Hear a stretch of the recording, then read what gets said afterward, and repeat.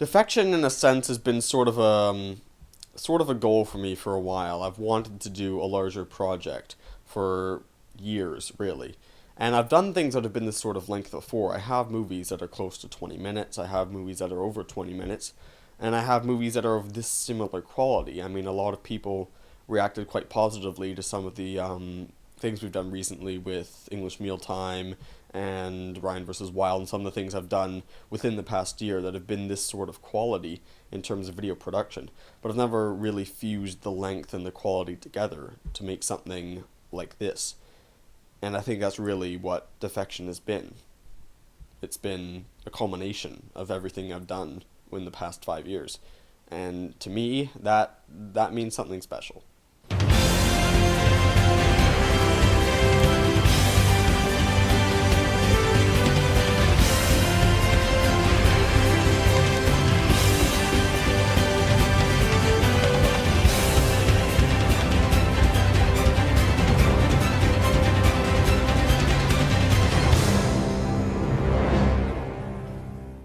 In 2012, at the beginning of the year, I didn't have a lot of plans for the rest of the 12 months. We had to fill in the Reign of the Pigs production era, and I needed ideas for that. So after English Mealtime was released, I pretty much immediately began working on the next big project. So starting with sort of an adventure idea, I'd been planning a larger project for many months, but I never really sat down and gotten ideas onto a piece of paper. So I started typing up various ideas for the plot, various ideas for characters. I knew I wanted Mike in it, I knew I wanted Sidhu in it, I knew I wanted Luke in it. I had ideas for people that I wanted to cast, which made it a lot easier to drop characters, to think of sketches for the movie, and to think of scenes of these characters interacting. I sent emails out to Mike, I sent emails out to Sidhu and Luke, and I wanted to contact them and see if they were interested in doing this. At that point, I had a basic idea. I eventually moved on from an adventure to more of an action movie because I felt the emotions in that would give it more of a gritty feel.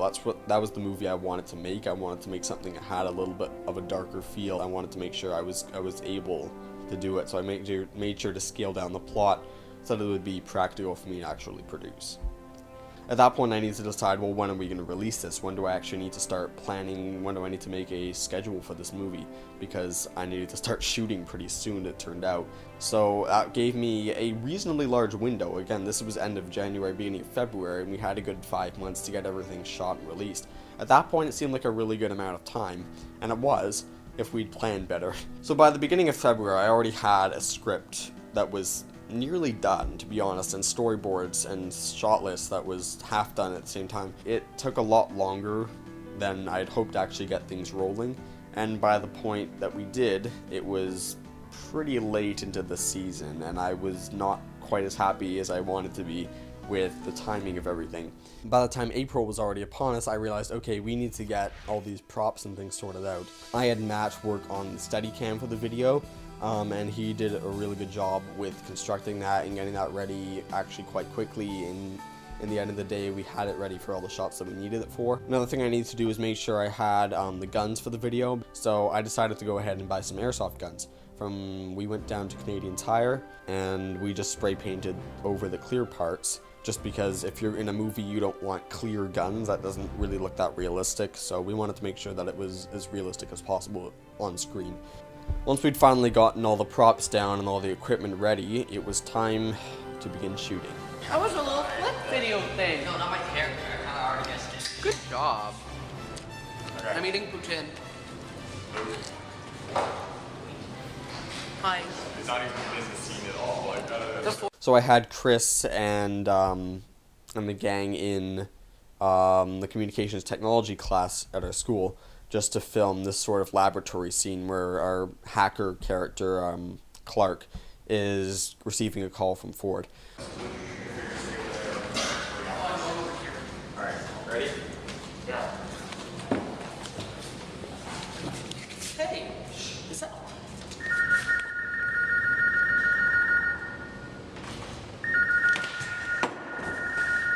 That's Matt. And that's Mike. That's Chris. That's Ryan. That's Kieran. And I'm Luke.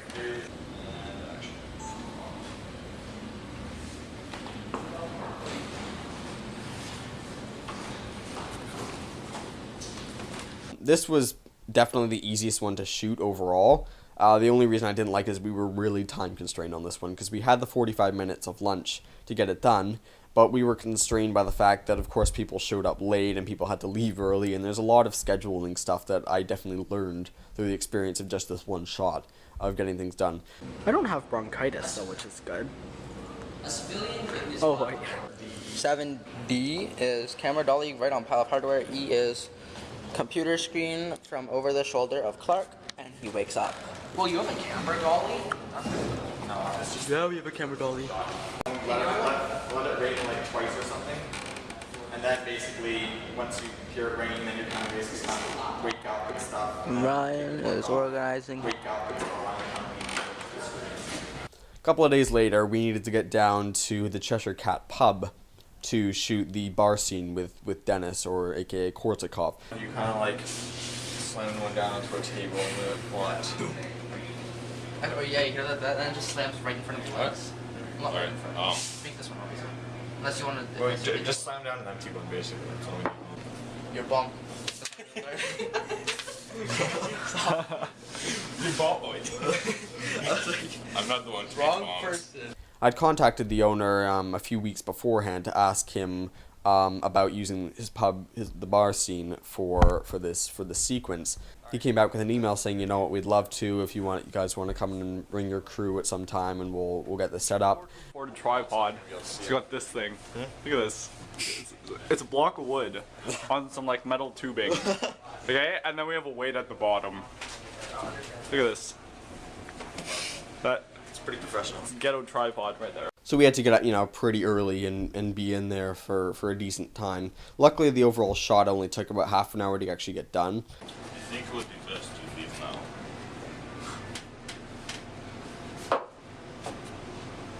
We'll do one more just for good measure. Ryan Conrad His concentration is just hilarious. setting up the steady cam. Wash out the shot glasses. Oh yeah. Oh yeah. Look at those shot flashes. Are we gonna film out like McDonald's or something? Oh. Are we gonna film at McDonald's? No, we'll redo that scene with a McDonald's inside, see how cool it looks. Once we were done at the pub, we trucked out in the car and went over to Centrum, where we shot the quick kind of bombing scene. It's a video swag. Selfie with everybody in it, I hope. Everybody. You found out about the sea drive-in to check it out. What exactly is dripping into the sewer right now? Our third production day started off a little bit rocky. We were at Luke's house for shooting his character's office scene, because we were originally planning on doing something at the school, but it turned out that Luke's dad had a nice enough office that we could do it in there, and he offered to let us use that space, so we took advantage of it. Okay, now see, just turn to the chair. See, just turn to the chair. Like, you gotta be recording this. Yeah. Yo, Luke's chair. Oh my god. Oh my goodness. Oh, sorry, Luke. Feel like a king. Oh my god. Look at this rich desk. Mike. Oh, I'm like worth like $1 billion more. It's like mahogany. What's up? Once we were there, it wasn't really much of a trouble, except for the fact, again, we were constrained for time. If there's anything I've learned from this entire experience, is that you never have enough time to get everything done. Or at least you don't think you do, and you have to kind of substitute some things. Not much of a movie. We haven't done any fighting yet, so okay. We're making a cast. Or just like. I don't know. Do you know how to make a cast for No, this? just wrap it around nice and good. Okay, go. Is that what they told you too? That's a little too seductive. Oh, it's seductive? Yeah, it was. You're like. And if I wanted to get the guys into it, I wouldn't really tell them we have 4 scenes to shoot. I'd say, oh, well, we've got 2. And then when we're done those 2, I was like, oh, I forgot about this one, guys. And then we do that, and then we say, oh, yeah, but there's one more. Don't worry, this is the last one. So you kind of have to, like, edge them into it. You don't really want to tell them flat out that we've got, like, 18 things to do today. We just say, okay, we've got a few, and then just keep adding to that as you're getting them done. I am the star. They call me Johnny Depp. Yep. Call me Johnny Depp. Definitely what they call you. This is an important shot. It's like the last thing. Professional. Shouldn't I be in the chair? No, get out. No. Okay, ready?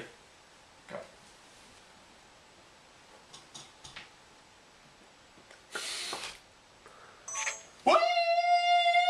Finally on to an action sequence. So when we went to my house, again, this is an example of having to cut down. This is where we were going to shoot 2 or 3 scenes in total. We only ended up shooting the stuff at the house. I was going to do all of the park things and anything involving Mike in that sense we were going to do that day, but we had to kind of cut things back and just shoot the house stuff. Did you get the thing off of it? Like short dick around things. So there's the cast right now. The director.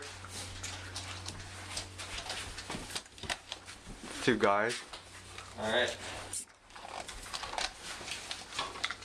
Head out and do these couple of... We shot most of the outside stuff first, so we just kind of gathered all the guys and then headed out for that. Director's setting up stuff. Hope I don't die. Don't worry, I'll catch you. After shooting the first scene. Or We're only a little bit overheated. And then once we were back in, we did all of the fighting stuff inside. Of course, fighting is kind of a loose word to define what we managed to pull off with those shots. True, but I mean, like, they could be. Are you filming us? The life of Michael Ford. Okay, we need like a cast outro. pistol. Isn't it beside the bed? In the other room? Are you filming us? Why? Why not? Behind the scenes, yo. But everybody cooperated really well. We had Matt and Kieran both play a couple of roles as far as various dead people and guards. Were you entering the room, you're kind of like looking around. Yeah. You have to die again. You were dead and then more to the left. And then there can just be like, you... Where's the chips in there? Huh? The chips. Shut up. Oh, that's where they went. Was that the clip? Oh god. Oh, fuck. That's hilarious. Yep. I like that trip. God, okay, we'll redo Halfway that through, then. Kieran just like takes a bite of them.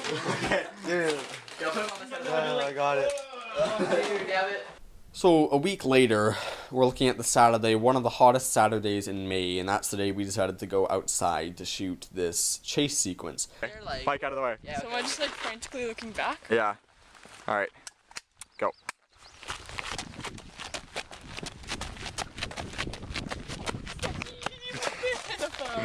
But of course, filming it in that kind of temperature was a nightmare. We had like a canteen with some water and stuff, and I'm like running back and forth between those all the time because it was so hot and everybody else was boiling. It was not a good day to shoot outside. Luckily on camera it looks nice because it's sunny, and that's what we were hoping for.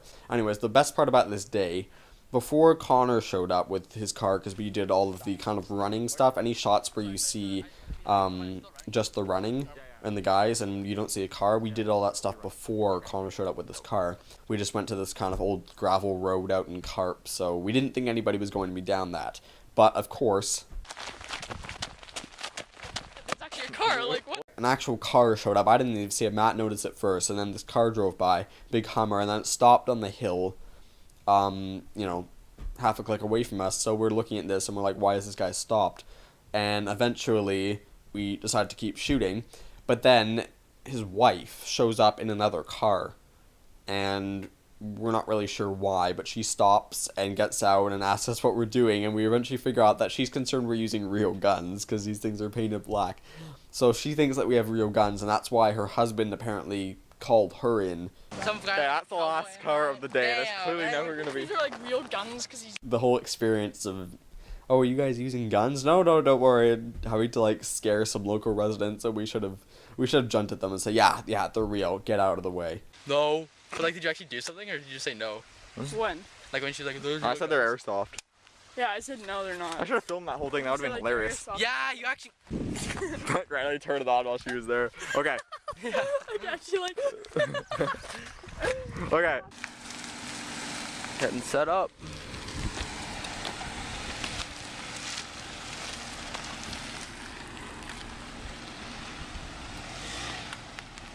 All into position. Steady cam, boy. Good. There we go. Alright. A couple of shots I did kind of have to kind of take what I can get because I didn't have enough time to shoot everything, 3 or 4 times, which is in a professional setting, which is what I would have done. But of course, when you have 2 hours to shoot 3 scenes, and then all those scenes take an hour to shoot each, and you have to kind of cut things down and budget your time wisely. That's really what a lot of production stuff comes down to. So in the production stage, this is definitely what I've been learning. Just finished up at the park. and we're packing up, heading back to Ryan's. Like, massive amounts of equipment, right? We got like no props, it's just like my phone, whatever. I just floored it up a hill. And then we got this, and that's about it. Now we're gonna go do your prep scene. Now we're gonna go have me looking like a boss, getting ready in Ryan's, probably his bedroom. Like, no, we'll do it in the garage. Garage, because that's where all the badasses get ready, in their garage. So after we'd wrapped up all of the extra scenes in a couple of extra days of shooting, we were finally down to the final stretch. You say, why do you want Parker? Why do you want Parker? Okay, easy. Like this. Call of Duty style. You walk into view, kind of stare at you a couple of seconds, say, why do you want Parker? So we came in on the last couple of days before the trailer was released in late May. So we just went downstairs and into the basement, and we actually ended up finding a pretty decent spot. It wasn't as large as I was hoping, so some of the shots had to be kind of scaled down, but we ended up shooting everything in this room, which ended up being okay, except for the fact that, of course, it was really kind of loud air noise from the vents and the air ducts that were right above us, and you can see those in the shot. You can literally see the massive air ducts above everything. It's a wrap. Woo! And here's our last major scene. I wasn't that bad. I think that went well. And eventually we wrapped up our shooting with the three principal actors, Mike and Sidhu and Luke. Sidhu and Luke went home and they were done with everything. And the next 2 days we were out at lunch in the Ballerina.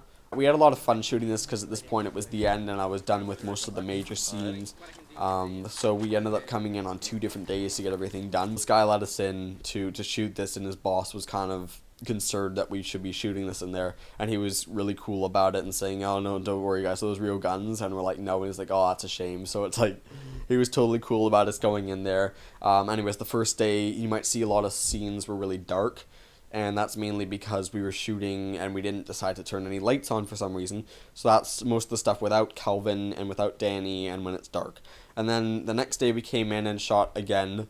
That's when Kieran gets shot, and we did the stuff with Calvin and most of the more exciting things. And then a couple of other people showed up to help us finish off the last outdoor scene, which is when Danny's guarding the building and Mike's character is infiltrating.